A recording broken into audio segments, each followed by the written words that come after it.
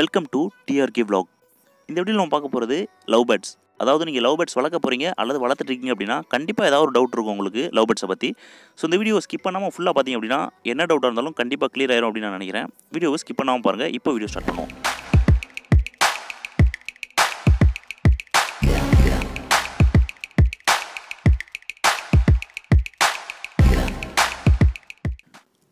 Okay நண்பா, video start பண்ணுறதுக்கு முன்னாடி இப்போ நீங்கள் பார்க்க போகிற வீடியோ, அதாவது இந்த வீடியோ எல்லாமே எங்கே எடுத்தது அப்படின்னு பார்த்தீங்கன்னா, நம்மளோட ஒரு அண்ணன் இருக்கார், அதாவது சதீஷ்னு சொல்லிட்டு ஒரு அண்ணன் இருக்கார். ஸோ அந்த அண்ணனோட வீட்டில் தான் எடுத்தது. இப்போ கடந்த 2-3 வீடியோக்கள் இந்த ஹோமர் வீடியோ இதெல்லாம் பார்த்துருந்தீங்கன்னா உங்களுக்கு தெரியும். கர்ண ஹோமர் எல்லாமே அந்த அண்ணனோட வளர்ப்பு தான் எல்லாமே.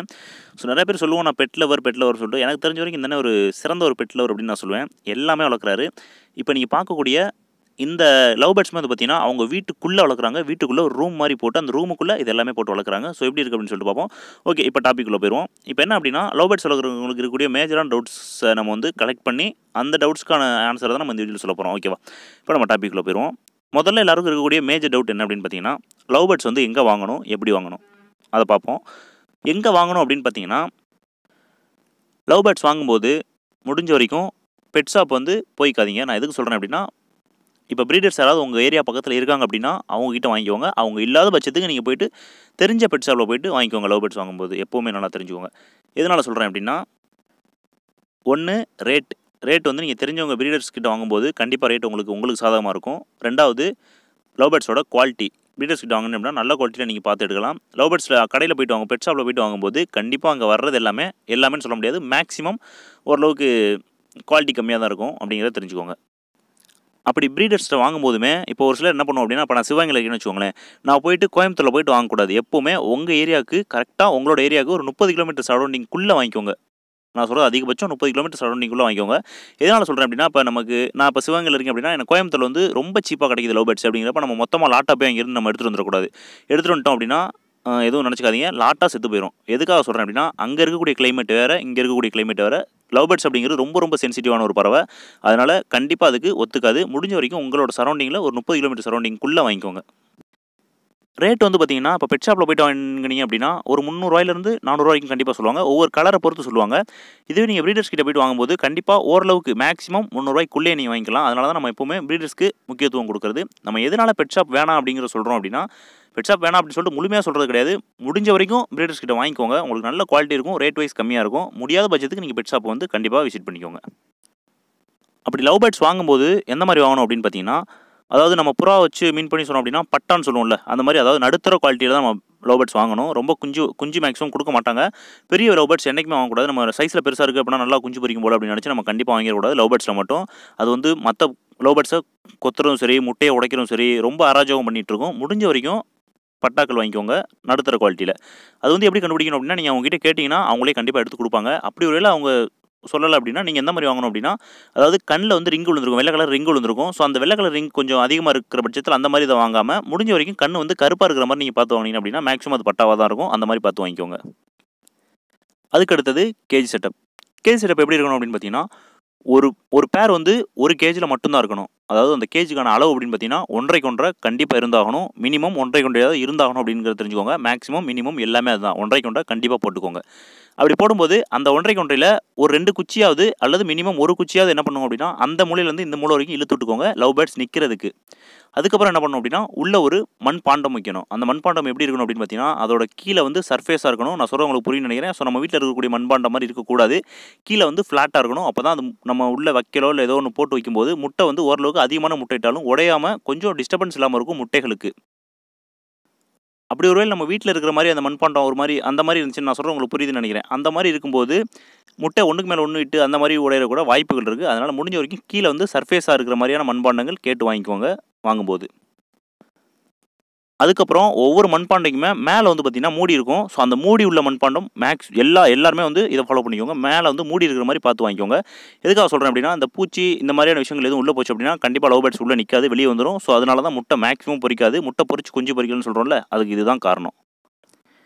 அந்த மூடி வந்து எதுக்காக போட சொல்கிறோம் அப்படின்னா, ஒரு ப்ரீட் அதாவது ஒரு தடவை சிக்ஸ் வெளியில் வந்ததுக்கப்புறமா முட்டை பொரிச்சு வந்ததுக்கப்புறமா நீங்கள் வந்து கண்டிப்பாக சுத்தம் பண்ணி தான் ஆகணும். லவ் பேர்ட்ஸை பொறுத்தளவு நல்லா தெரிஞ்சுக்கோங்க. அடுத்தது மேஜரான டவுட் என்ன அப்படின்னு பார்த்தீங்கன்னா, லவ் பேர்ட்ஸ் எப்படி ஆண் பெண் கண்டுபிடிக்கிறது அப்படிங்கிற டவுட் இருக்கும். ஒன்றும் இல்லை நண்பா, இப்போ இந்த இமேஜை பார்த்துக்கோங்க.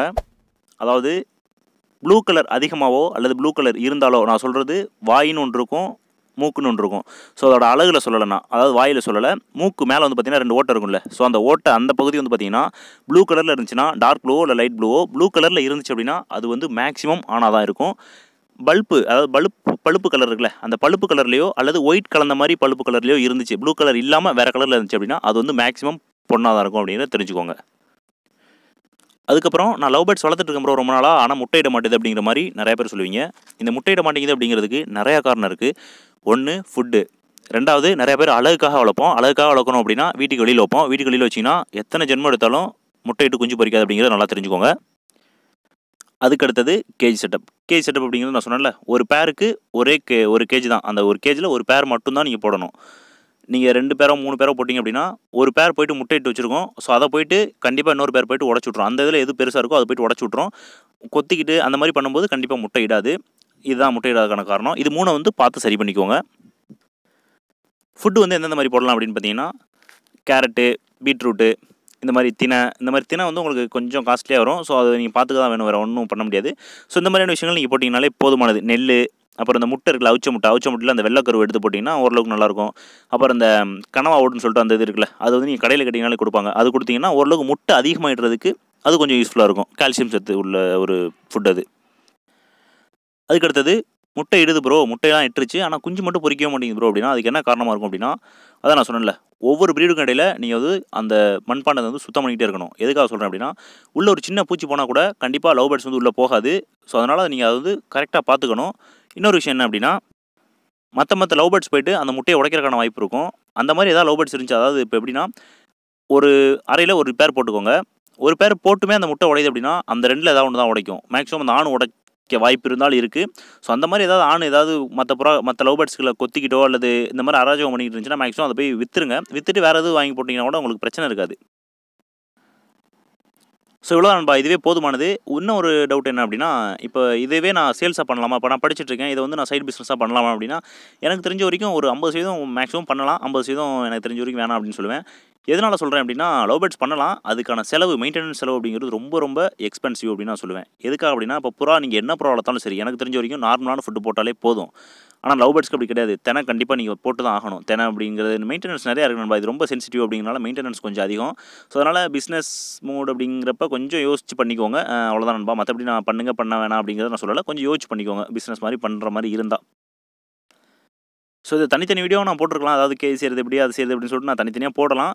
ஸோ அது போட்டோம் அப்படின்னா அது உங்களுக்கு திருப்தியாக எப்படி சொல்கிறது, உங்களுக்கு ஒரு போதுமானதாக இருக்காது. ஸோ இந்த வீடியோ உங்களுக்கு போதுமானதாக இருக்கும் அப்படின்னு நான் நினைக்கிறேன். உங்களுக்கு ஏதாவது டவுட் இருந்து கண்டிப்பாக இந்த வீடியோவில் உங்களுக்கு கிளியர் ஆயிடுச்சு அப்படின்னா அது என்ன டவுட் அப்படிங்கிறத மறக்காம வீடியோவில் சொல்லுங்கள்.